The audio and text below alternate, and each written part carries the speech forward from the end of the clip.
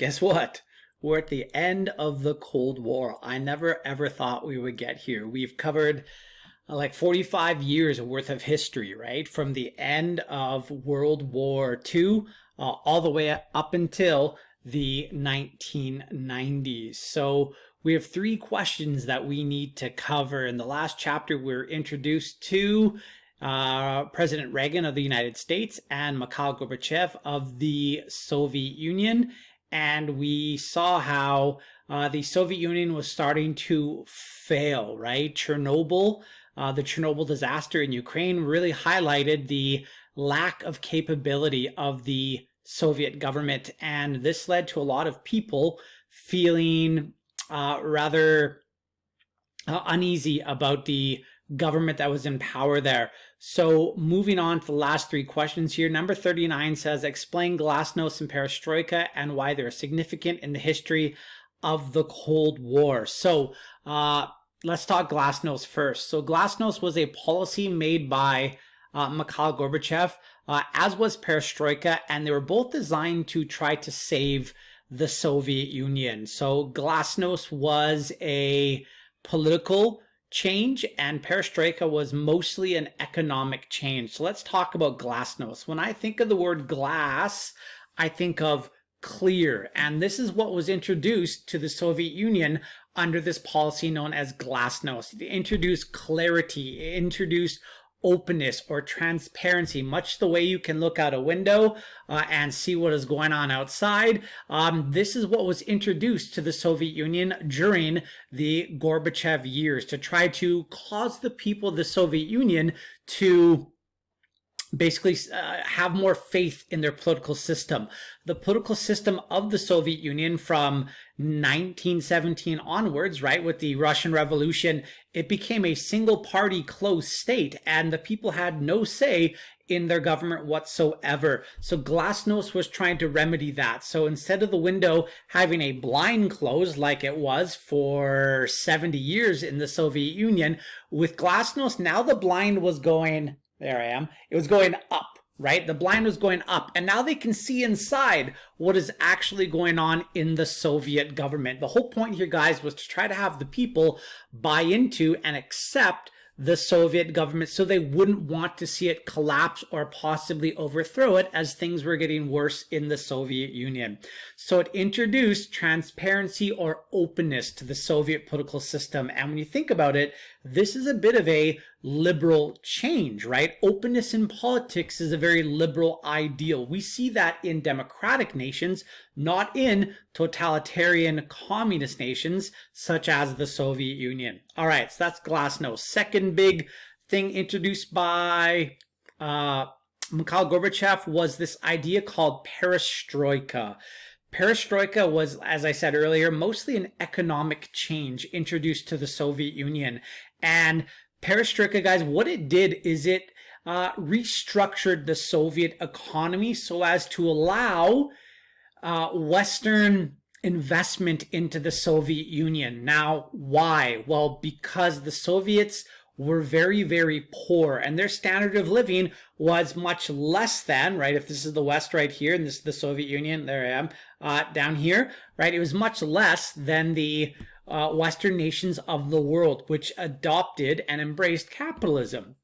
So under the era or the idea of perestroika, what we saw in the Soviet Union was the introduction of Western corporations doing business in the Soviet Union. So McDonald's came to the Soviet Union in 1990, Levi's jeans, Coca-Cola, Pepsi, Doritos, all these things that were at one point not allowed in the Soviet Union because they represented capitalism and the West and everything that the USSR ideologically was supposed to be against. Now what we have in the Soviet Union are all these new consumer products, and the people loved it, right? Like in the last module, or in this module, I believe, up above where you're watching this video, you will see pictures of the first McDonald's opening in the Soviet Union, and the people standing in line there for hours.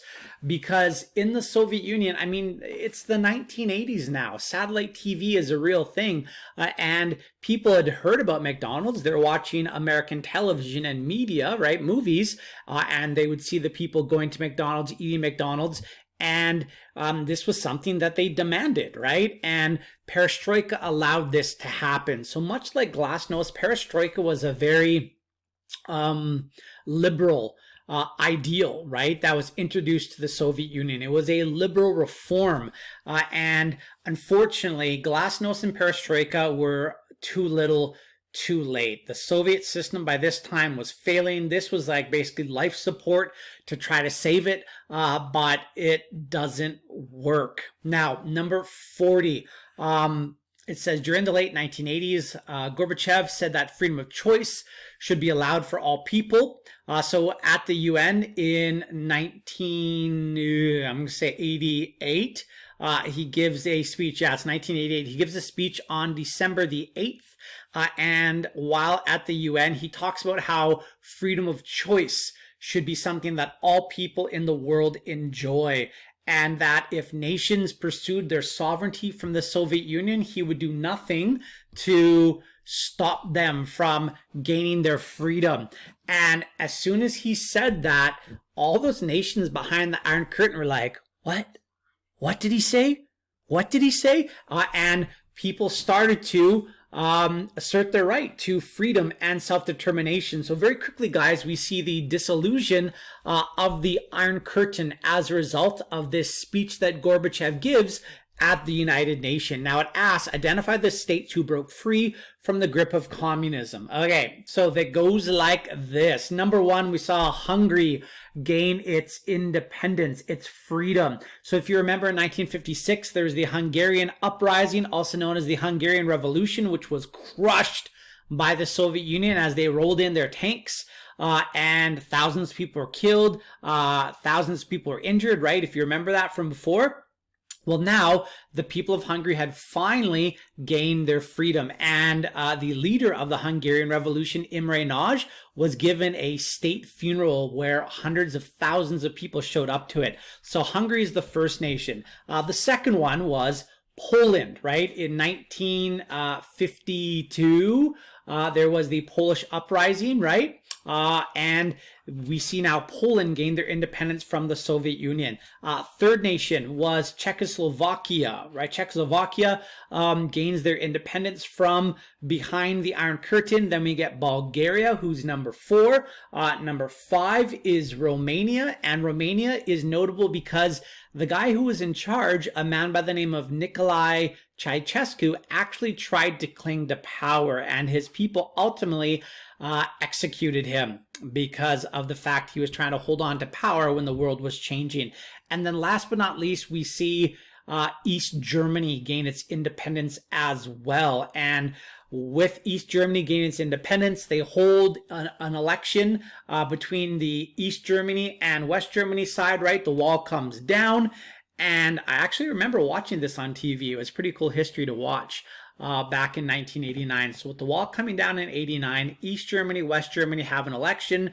They decide to reunite, and it becomes a democratic state. And then, of course, David Hasselhoff goes there and sings on the wall. Probably one of the greatest moments in human history, along with the curing of polio and smallpox.